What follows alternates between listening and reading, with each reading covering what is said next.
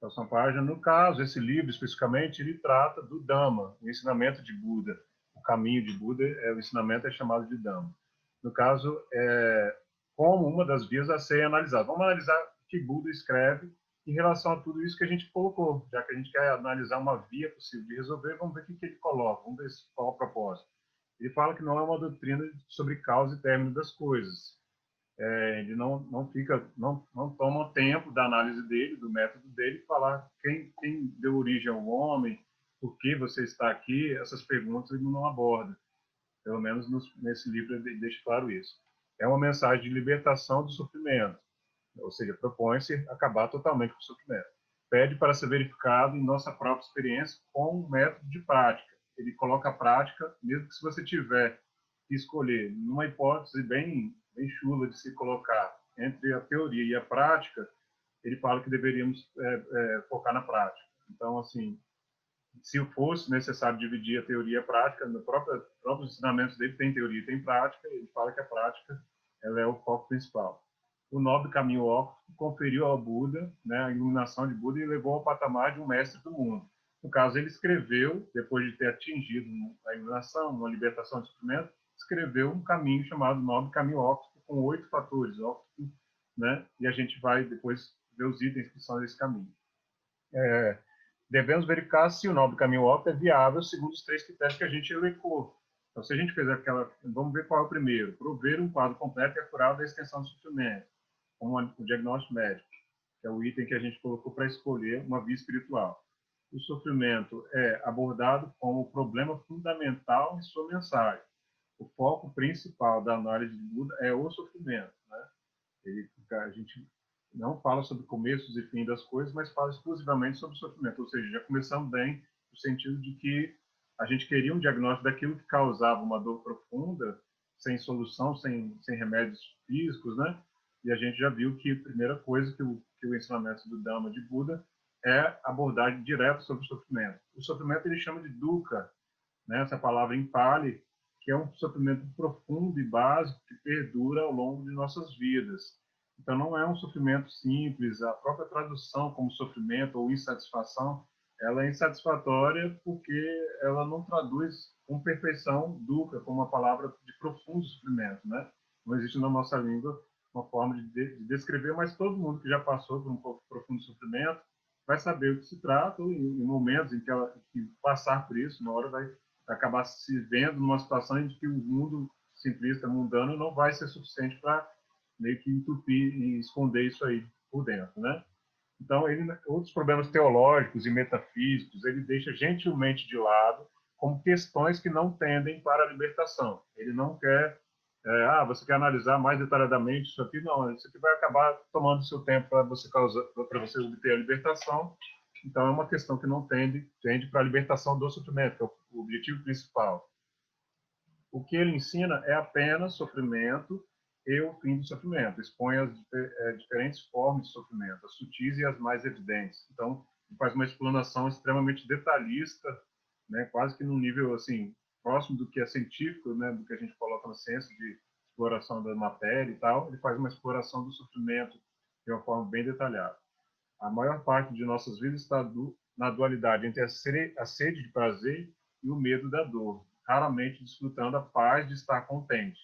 É um ciclo de procura pelo prazer, né? Prazeres para tentar fugir dos sentimentos de dor. Se está sentindo uma dor, você vai sempre fazer um ciclo de procura, algo para tentar esconder isso, né? Superficialmente, na maioria das vezes. Nem mesmo a morte traz o fim do sofrimento, pois o fluxo da consciência individual ressurge em algum outro lugar com um novo corpo. Então, assim como outras religiões que falam de reencarnação, ele coloca também que existe, se você, vou me suicidar, então você vai terminar esse sofrimento. Não vai resolver porque fluxo mental de consciência, outras religiões vão chamar de outros nomes, mas ele coloca fluxo mental, contínuo mental, às vezes ele coloca, que vai se ressurgir num outro corpo. E ele coloca que o samsara, a palavra que ele dá para ciclo de renascimentos, se repete através do tempo, seja em reino de tormento, reino animal, reino humano, reino celestial. Ele fala que existem vários reinos possíveis de você renascer Em qualquer desses reinos, a vida é impermanente, marcado por insegurança e significado mais profundo de dukkha. Esse ponto é importante. A insegurança, agora que se apresentou aqui nessa primeira vez que a gente fala dela, é o que causa o significado mais profundo de dukkha, porque você, por estar numa vida impermanente, uma vida que não tem certeza de que vai ter continuidade, o fato de haver a morte, haver a dor, haver separação de coisas prazerosas, de pessoas que causam prazer, de pessoas que são caridosas com você, que gostam de você, e etc., e vice-versa, você sente sempre essa insegurança de que você não está com elas para sempre. E se não estar para sempre, não ser para sempre, você acaba tendo, no fundo, sempre o sentimento profundo de sofrimento, que é o dukkha. Quem aspira ao fim do sofrimento não pode se contentar com quaisquer conquistas mundanas ou status. Então, se você quer realmente finalizar o sofrimento, não adianta você atingir o topo do mundo aí, que não vai ser suficiente. Você deve conquistar a libertação de todo esse instável redemoinho. Então, esse foi o critério número 1. Vamos ver o critério número 2. Tem muita letra aqui, desculpa por estar muita palavra, mas é porque a forma que eu organizei meu próprio conhecimento foi através de uma apostila que eu posso passar para vocês em Excel, que eu fui colocando essas frases, eu ia lendo e ia colocando as frases que eu achei mais interessante. Então, eu acabei recortando de lá e jogando para cá e não fiz aquela estética toda, mas espero que na fala esteja fácil de entender. Então, agora, análise da descrição precisa das causas, que é o item 2. As causas do sofrimento devem ser tratadas a fim de interrompê-lo onde ele começa. O Buda dedica parte considerável do ensinamento com o que elas são e como funcionam. Né? Ficou meio estranho, mas é o que elas são e como funcionam é o que ele mais detalha ali. Localiza a origem como uma doença que permeia nosso ser, causando distúrbios em nossas mentes e corrompendo nossos relacionamentos. Então, já falamos sobre médico, então, de novo, vamos trazer a analogia de doença. O sinal da doença pode ser vista em nossa tendência para certos estados mentais não saudáveis, que são as aflições que a gente sente. E aí elencou 3 aflições básicas, né, que dão origem a todas as demais. A número 1, 2, no caso não tem uma ordem de maior grandeza não, mas simplesmente só para didática, né? A primeira seria a ganância, que é o desejo autocentrado, prazer, posses, poder, status, prestígio, tudo se resume, tudo são manifestações dessa aflição básica que faz parte dessa doença, dessa doença original que ele coloca, que está permeando nossos estudos. A aversão, que é uma resposta de negação, uma rejeição, a irritação, condenação, ódio, inimizade, raiva, violência, todas essas manifestações são manifestações da segunda aflição básica que ele coloca. E a terceira, que é a confusão ou ilusão, em algumas partes do texto, né, dá no mesmo, confusão e ilusão, escuridão da mente, grossa camada de insensibilidade que bloqueia a nossa clara compreensão. Então, assim, completa o trio aqui, porque muitas situações em que você vai se passar dessas 3 raízes emergem várias outras. Orgulho, ciúme, ambição, letargia, arrogância e todo o resto que juntas trazem o sofrimento primordial. Então, elas se juntam para fazer com que exista aquele sofrimento que a gente colocou como a origem de todo esse problema que a gente está sentindo desde o começo para procurar uma religião, para tentar, uma via espiritual, né, como ele coloca, em vez de religião, para tentar atingir uma resolução para isso. Então, várias dessas aqui vão ser, às vezes, combinações das raízes básicas. Né? Se tiver um ciúme, pode ter ganância misturado com confusão, a forma que interpretou o que foi dito, não sabendo qual é a compreensão real da situação, com várias opiniões pessoais envolvendo um possível ciúme, envolvendo também o desejo autocentrado de querer mais para si. Então, tem várias interpretações que você pode, combinações entre elas, que vão dar origem a centenas de todas as possíveis aflições vão ser resultantes delas. Para removê-las, não basta desejar, mas investigar do que elas dependem para então definir o que fazer para remover seu suporte. Se você precisa resolver uma doença, você precisa tirar o suporte da doença, o que causa ela. Se você não tirar o suporte, você vai ficar sempre só remediando superficialmente, né? E o propósito aqui é uma remoção completa. A ignorância, no caso, é a raiz que mantém todas as aflições no lugar. Então, ele deu essas 3 como básicas, mas ele coloca que a ignorância, ela mantém elas existindo, né? Então, não, e a ignorância, ele coloca como não é a mera ausência de conhecimento.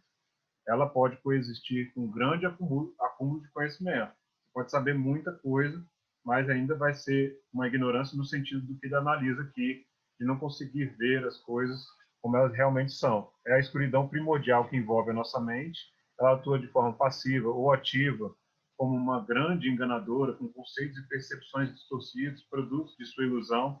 Então, muitas ilusões vão ter manifestações pessoais de ilusão, vão estar por causa dessa nuvem da ignorância. A mente vislumbra algumas possibilidades de prazer, aceita essa visão pelo fato, pelo valor que ela parece ter, e o resultado é a ganância. Então, é uma coisa de consequência, né? A mente viu o prazer, possibilidade de prazer, ela se agarra a isso e essa aceitação disso gera a ganância. Nossa fome por recompensa é desapontada. Você quer uma coisa e não funciona, não deu certo, o obstáculo aparece e surge a raiva e a aversão. Então, daí está o suporte que ele comentou ali há pouco tempo, suporte para situações exemplares, né? De suporte, uma coisa suportando a raiva pela não recompensa do que você gostaria de realizar. Lutamos contra nossas ambiguidades, as nuvens da nossa visão, e nos tornamos perdidos na ilusão. Então, uma sequência de pensamentos ambíguos, nossas dificuldades de compreender alguns assuntos, né, trazem as ilusões que dão base também para a confusão. Então, ele exemplificou ali 3 situações de formação da ganância, aversão e confusão. A matriz causal, então, é a ignorância, causa aflições, né, causa a base das aflições e as demais, que causam sofrimento, que é o conjunto completo das aflições. Cada um vai ter um pouco mais de um pouco mais de outro. A gente está nesse mundo imperfeito, nesse sentido, passando por todas, ou por algumas, ou a maioria delas. Não importa quanto prazer possamos experienciar ou fujamos da dor, o problema básico permanece no cerne. Continuamos nos movendo dentro dos limites de Dukkha, dentro dos limites do sofrimento. Então não adianta procurar, eu quero assistir outra coisa agora, eu quero comer outra coisa agora. Isso é só uma tentativa de fugir, né? De fugir do problema principal. Você vai estar meio que jogando para frente, jogando para mais tarde essa resolução. E aí, quanto mais tarde, às vezes, você pode aumentar essa doença interna que está acontecendo ali no interior. A gente falou do critério 3 e fizemos uma descrição das causas, né? A gente pegou as causas básicas e como ele apresenta as causas básicas do sofrimento. E o critério 2, né? Agora é o critério 3,